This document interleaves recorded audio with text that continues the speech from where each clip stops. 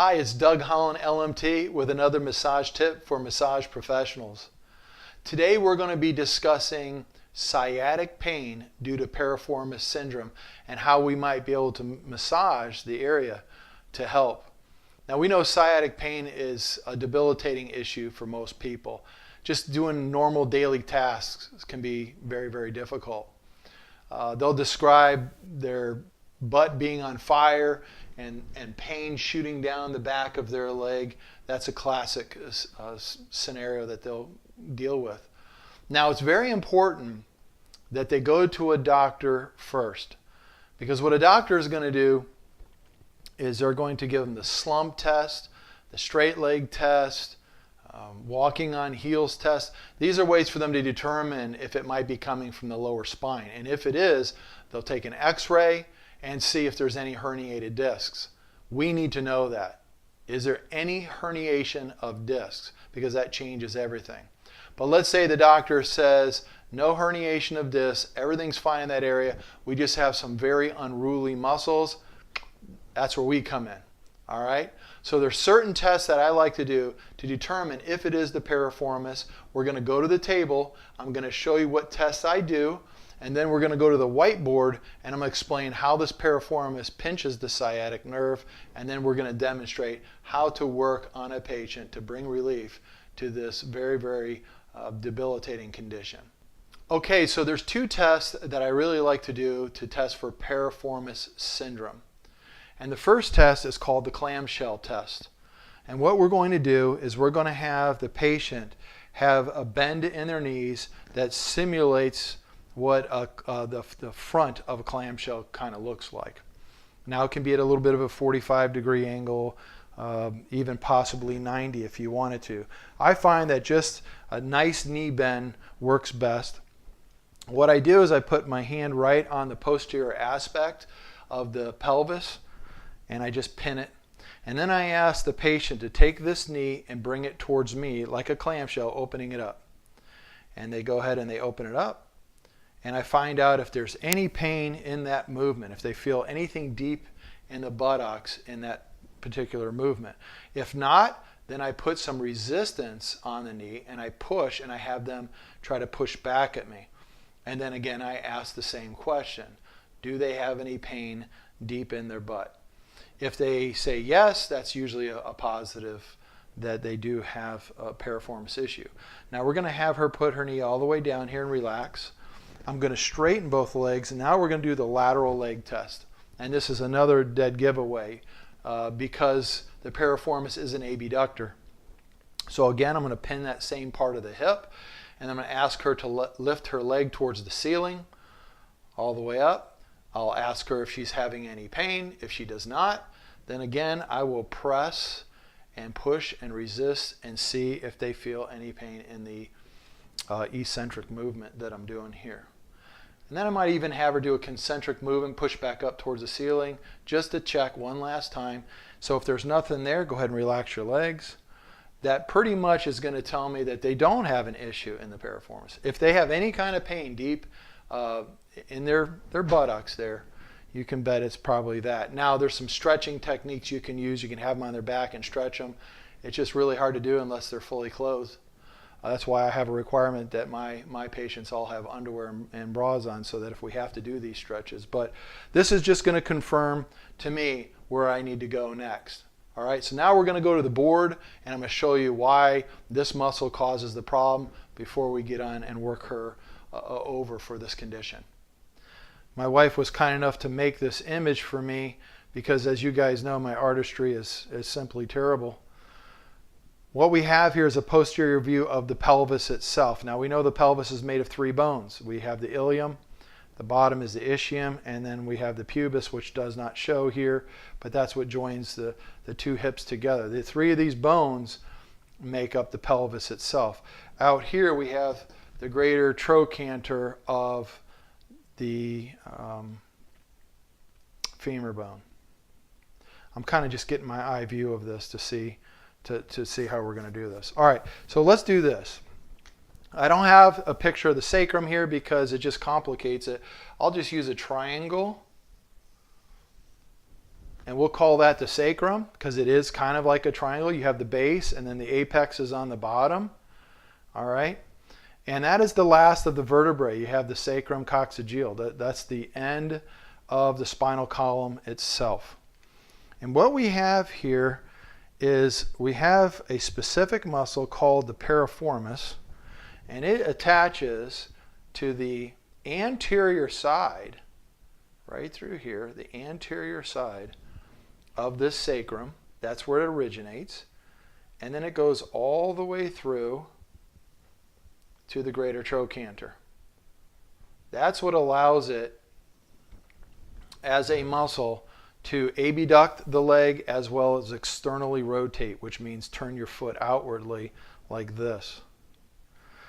Now, the other muscles, we want to consider them because they're also important, and it's helped when you're educating your patients. We have the gemellus superior. It comes from here. We have gemellus inferior. It comes in from here. We have, let's see, obturator internus. It comes from over here. We have obturator externus, and then we have the quadratus femoris. So we have 6 muscles that are all external rotators of the hip itself, and some of them abduct as well. Now the piriformis, though, is the one we're concerned with because where it originates from the sacrum and comes across, there's a nerve called the sciatic nerve, and it comes from L4 all the way through S1. So imagine there's all these nerve innervation coming from there, and they come in and they join and they go underneath through the sciatic. This is called the sciatic notch. I'll stand over here so I'll make it easier. They go underneath through the sciatic notch. So they're underneath that muscle anterior, and then they go over these other muscles and then down the back of the leg. Okay, so we have the nerves, the roots of the sciatic come together. They join into a solid nerve. The roots, solid nerve, go underneath anteriorly below the piriformis and then over these other 5 muscles. Now the reason this is important is that when this muscle here, the piriformis, becomes hypertonic, it gets tight, it pushes down, because this is a posterior muscle of the buttocks. It pushes down on that nerve right where it comes through this sciatic notch. So this ends up being, let's see if I got another, I guess that's all the colors I got. This ends up being our target area of where pain is, right through here. Sciatic notch, underneath, piriformis on top. Between the two of them, it squeezes down and pinches. We don't have any issue past this point with the sciatic. Now, if it's coming from the herniated disc from above, that's a whole different ballgame. This is simply from a tight hip flexor. Not hip flexor, I'm sorry. Tight external rotator of the hip. And this can be from sitting all the time or riding a bicycle all the time. This muscle gets tight from sitting mostly or riding bikes. It's just basically doing the assignment in which it's been given. So when I take my elbow, I'm looking for the edge of this sacrum here and this greater trochanter here. I'm looking for this spot here, and I'm looking for this spot here, and I want to be directly in between. I want to work this piriformis back and forth, up and down, cross fiber friction, and working transversely with it, back and forth.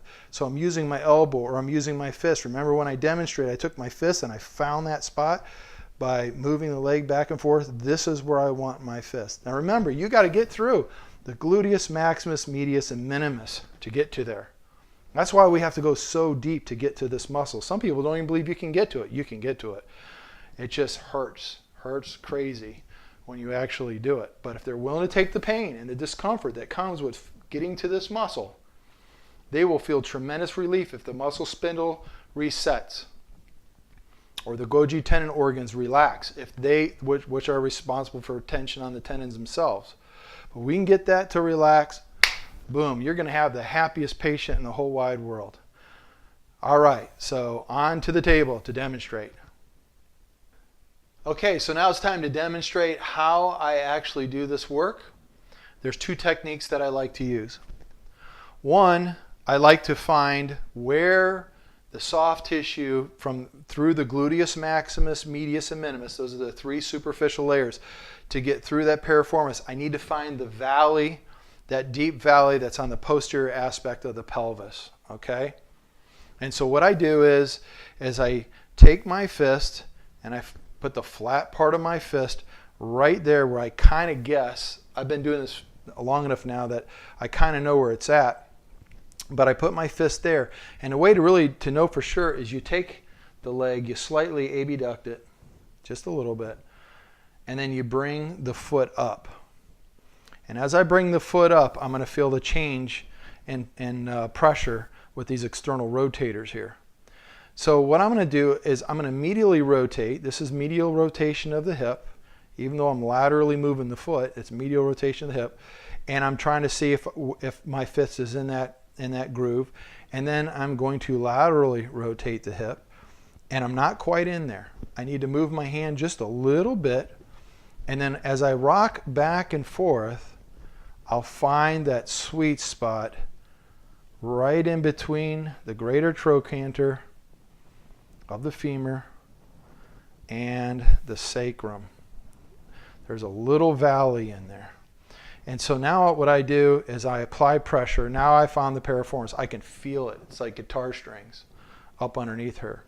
And then I just bring the foot around and I do these nice gentle circles. Make sure their knees are fine. If they got knee issues, this might be a little weird for them. But I'm just going to continue making these round movements. You can go clockwise, counterclockwise. You can go medial and lateral with the foot and just rock back and forth on that muscle using compression. It takes a little bit of arm strength to do this, to use this compression. Now, on a bigger athlete, I'm going to have to use my elbow. Or people that really have a lot of tissue here, you're probably going to have to use your elbow to get down there to it. So the way I do that is, as long as, again, they haven't had recent hip surgery or anything like that, we're going to take the knee, we're going to bend the leg, and we're going to bring it all the way off the table. Just slightly off the table. I'm going to pin this leg here with my hip. Then I'm going to take my elbow, and I know where that spot is because I already found it by doing the medial and lateral rotation right there between the greater trochanter and the sacrum. And I'll put my elbow in there, and then I'm going to compress. And then I'm going to do circular friction. Now this is very painful with somebody who has piriformis syndrome. It can really hurt. And so I'm going to dig in there, and I'm going to work this way and this way transversely, and we'll work inferior to post or whatever. Just work all the way around every different direction that you can. And you just move your elbow maybe a quarter of an inch, a half inch, and do it again. Move your elbow a quarter of an inch and do it again. Work all the way around, striking that muscle and working deeply in there. This will bring so much relief to that tight hypertonic muscle. I haven't seen it fail yet. Now, if it's coming from the herniated discs in the back, you can't do this. It's not going to help them much because the inflammation's coming from up here.